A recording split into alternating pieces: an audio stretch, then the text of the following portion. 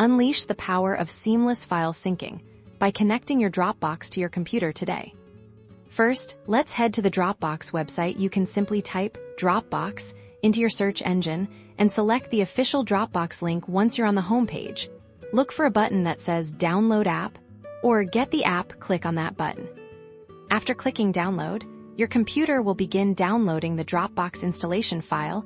This usually happens automatically, and you can normally find the downloaded file in your Downloads folder. Once the download is complete, locate this file.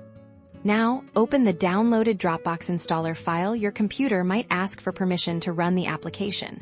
Just click Yes or Allow to continue. The installer will guide you through the simple installation process. Follow any on-screen prompts.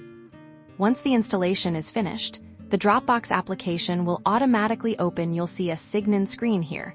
You'll need to enter the email address and password associated with your existing Dropbox account. If you don't have an account yet, don't worry, there's an option to create an account or sign up on the screen too.